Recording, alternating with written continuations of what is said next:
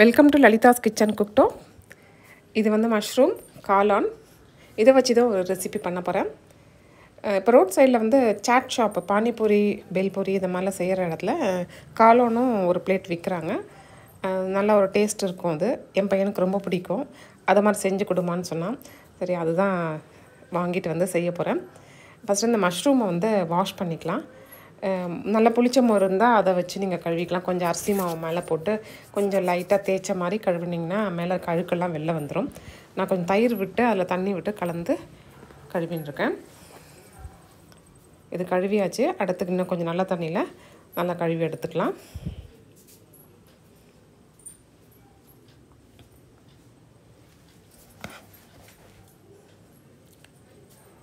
இந்த காளான் ரெசிபி பண்ணுறதுக்கு கோஸும் முக்கியமான ஐட்டம். பார்த்திங்கன்னா கடையில் நிறைய இடத்துல வந்து நிறைய கோஸ் தான் இருக்கிற மாதிரி இருக்கும். மஷ்ரூம் தேடி பிடிக்கணும். அந்த சாட்டில் நான் வந்து ரெண்டுமே ஒரே அளவுக்கு எடுத்துருக்கேன். கோஸ் கட் பண்ணி வந்து 2 கப் அளவுக்கு எடுத்துக்கிறேன். மஷ்ரூமையும் கட் பண்ணி அதே அளவுக்கு நான் எடுத்துக்கிறேன்.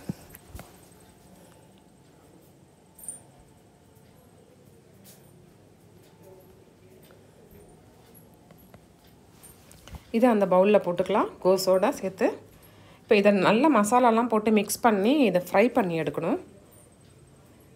இதுக்கு 4 டேபிள் ஸ்பூன் அளவுக்கு மைதா சேர்த்துக்கிறேன் நான்.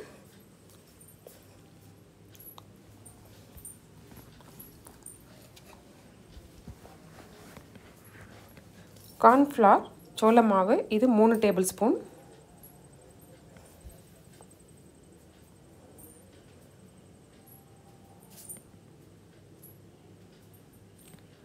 அடுத்து இஞ்சி பூண்டு விழுது ginger garlic paste 3 table spoon.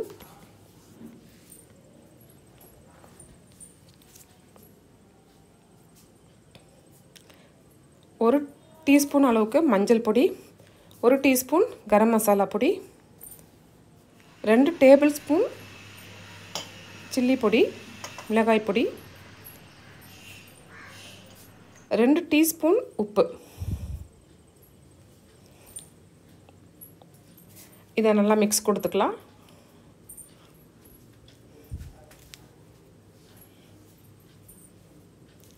இது நல்லா மிக்ஸ் பண்ணி விட்டு கொஞ்சமாக தண்ணி விட்டு கலந்து கொஞ்ச நேரம் ஊற வச்சுக்கலாம் 10 நிமிஷம். அதுக்கப்புறம் எண்ணெயில் ஃப்ரை பண்ணி எடுத்துக்கணும். ரொம்ப தண்ணி வேணாம், ஏன்னா மஷ்ரூம்லேயும் கொஞ்சம் அந்த ஈரப்பதம் இருக்கும். கொஞ்சமாக தண்ணி விட்டு அதை ஊற வச்சுக்கலாம்.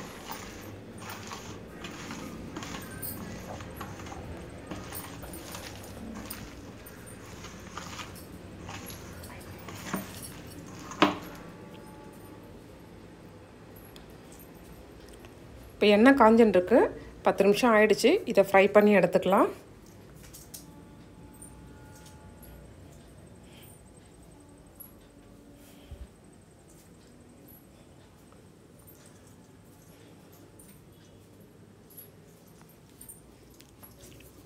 இது வந்து சப்பாத்தியோடையும் சாப்பிட்லாம். நீங்கள் வந்து கன்சிஸ்டன்சியாக வந்து அப்போ கொஞ்சம் கிரேவி, ஒரு செமி கிரேவி அளவுக்கு பண்ணிக்கிட்டிங்கன்னா சப்பாத்திக்கு நல்லாயிருக்கும். இல்லைனா இந்த சாட் மாதிரி மேலே வந்து வெங்காயம் கொஞ்சம் கார்ன்ஃப்ளேக்ஸ்லாம் போட்டு தூவி சாட் மாதிரியும் சாப்பிட்டுக்கலாம். நான் இது வந்து சாட் மாதிரி தான் செய்கிறேன். இது ரோட் சைட் காளான்னு சொல்லுவாங்க இல்லையா, கடையில் கிடைக்கும். அது மாதிரி தான் நான் செஞ்சுருக்கேன். இப்போ இது வந்து நல்லா ஃப்ரை பண்ணியாச்சு.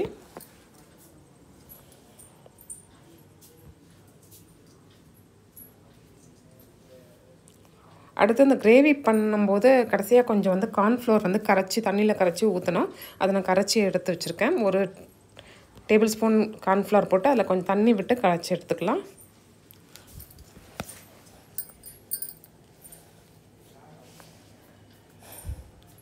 ரெண்டு கரண்டி எண்ணெய் விட்டுக்கிறேன்.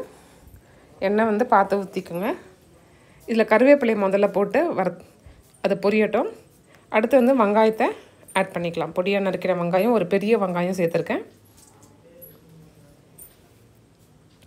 எண்ணெயில் வதங்கட்டும்.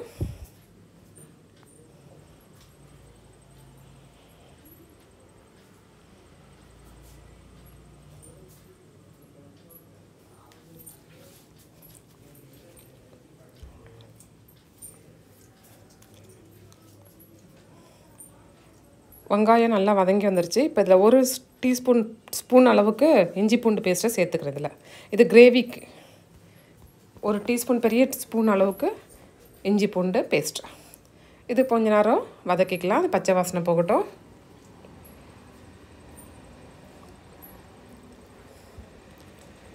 கிரேவிக்கு வேண்டிய காரம் ஒரு ஸ்பூன் அளவுக்கு க்ரீன் சில்லி பேஸ்ட் சேர்த்துக்கிறேன். ஒரு டீஸ்பூன் அளவுக்கு இருக்கும் அது. அடுத்து இது வந்து டொமேட்டோ சாஸ் 10 ஸ்பூன் அளவுக்கு சேர்த்துக்கிறேன் நான்.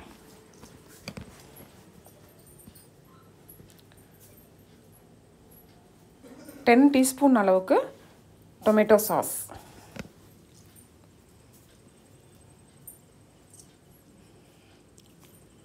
நல்லா கலந்து விட்டுறலாம்.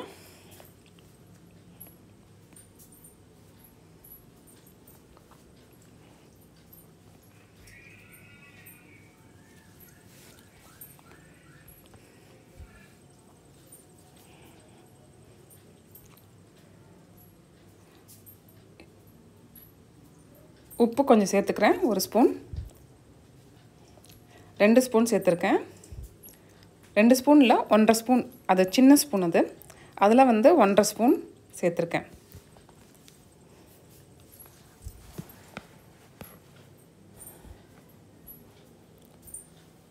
ஒரு ஸ்பூன் அளவுக்கு மிளகாய் பொடியும் சேர்த்துக்கிறேன்.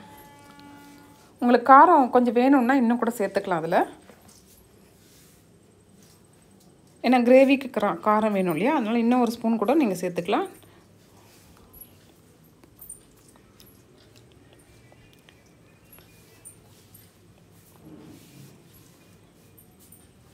இது நல்லா கலந்து விட்டாச்சு. இப்போ இதில் வந்து கார்ன்ஃப்ளவர் சேர்த்துக்கிறேன், கரைச்சி வச்சது. இது அப்படியே திக்காக ஆரம்பிச்சிரும். அடுத்து வந்து அந்த ஃப்ரை பண்ணியிருக்க காளானையும் சேர்த்து நல்லா ஒரு மிக்ஸ் கொடுத்துக்கலாம்.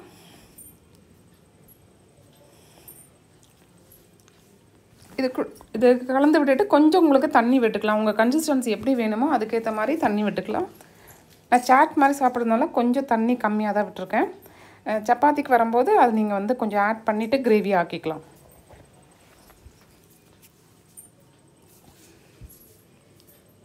பாருங்கள், ரெடி ஆகிடுச்சு காளான். எப்படி இருந்ததுன்னு கமெண்ட் பண்ணிவிடுங்க. சப்ஸ்கிரைப் பண்ணாதுங்க பண்ணிவிடுங்க. அடுத்த வீடியோவில் பார்க்கலாமா? இன்னொரு ரெசிபியோடு வருகிறேன். என்னோடய வீடியோ எப்படி இருந்ததுன்னு உங்கள் கமெண்ட்ஸ் கொடுத்துருங்க. இது வந்து சர்வ் பண்ணுறதுக்கு ஒரு பிளேட்டில் போட்டுட்டு அது மேலே வெங்காயமும் கொஞ்சம் கார்ன்ஃப்ளேக்ஸையும் போட்டிருக்கேன். சாட் மாதிரி ஈவினிங் டைமில் நீங்கள் செஞ்சு கொடுக்கலாம். தேங்க்யூ ஃபார் வாட்சிங். See you.